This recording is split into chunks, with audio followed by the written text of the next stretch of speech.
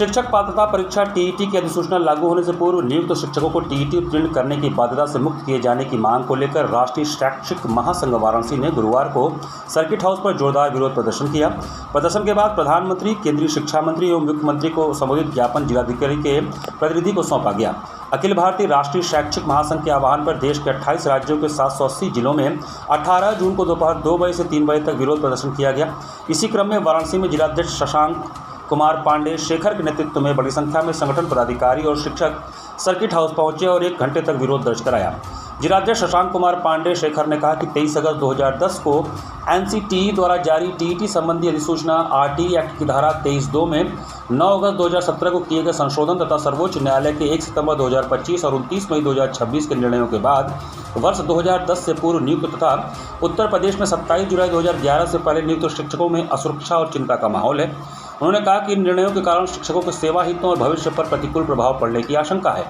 राष्ट्रीय शैक्षिक महासंघ उत्तर प्रदेश के कार्यकारी अध्यक्ष प्रोफेसर उदयन मिश्र ने कहा कि भारतीय विधिक व्यवस्था का स्थापित सिद्धांत है कि कोई भी नियम या नीति सामान्यतः उसके लागू होने की तिथि से प्रभावित होती है। बाद में बनाए गए पात्रता मानदंडों को पूर्व में वैध रूप से नियुक्त शिक्षकों पर लागू करना प्राकृतिक न्याय, समानता और विधिक निश्चितता के सिद्धांतों के अनुरूप नहीं है। उन्होंने कहा कि 23 अगस्त 2010 को एनसीटीई ने टीईटी को न्यूनतम अर्हता के रूप में अधिसूचित किया था, जबकि उससे पहले विभिन्न राज्यों में लाखों शिक्षकों की नियुक्तियां तत्कालीन नियमों और निर्धारित योग्यता के आधार पर विधिवत की जा चुकी थी। इन शिक्षकों ने वर्षों तक राष्ट्र निर्माण, गुणवत्तापूर्ण शिक्षा और सामाजिक चेतना के क्षेत्र में महत्वपूर्ण कार्य किया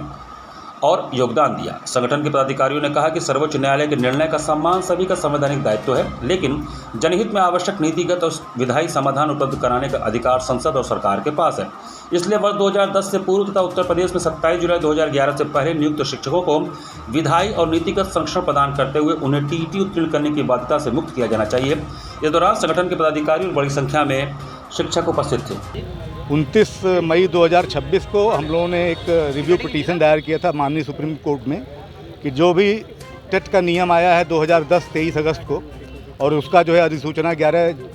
2011 जुलाई में आया है, उसके पहले के जितने भी शिक्षक हैं जो कि पुराने नियम के अंतर्गत शिक्षक बनाए गए हैं उनको जो है टेट परीक्षा से मुक्त किया जाए। लेकिन माननीय सुप्रीम कोर्ट ने हमारे इस बात को स्वीकार नहीं किया, बल्कि उन्होंने 1 साल बढ़ा करके 2028 तक शिक्षकों को परीक्षा पास करने के लिए एक तरह से नियमबद्ध कर दिया। हम सभी इस सरकार सुप्रीम कोर्ट के निर्णय से बड़े आहत हुए हैं और हम सरकार से ये मांग कर रहे हैं कि मानसून सत्र में वो विधेयक ला करके सुप्रीम कोर्ट के निर्णय को पलटे और जो अधिसूचना टेट का 2010 में आया था 23 अगस्त, उसके पहले के जितने भी शिक्षक हैं, हमारे बहुत सारे ऐसे शिक्षक हैं जो हाई स्कूल पास हैं, जो इंटर पास हैं, जो टेट के फार्म को भर भी नहीं सकते। फार्म भरने का नियम मिनिमम ये है कि कम से कम बीए होना चाहिए और बीएड होना चाहिए। तो ऐसे करीब लाखों शिक्षक पूरे भारतवर्ष में हैं। ऐसे शिक्षकों की नौकरी की सुरक्षा के लिए सरकार अध्यादेश लाए मानसून सत्र में और सुप्रीम कोर्ट के निर्णय को निष्प्रभावी बनाए, जिससे हम ये टेट की जो बाध्यता है उससे मुक्त हो सके।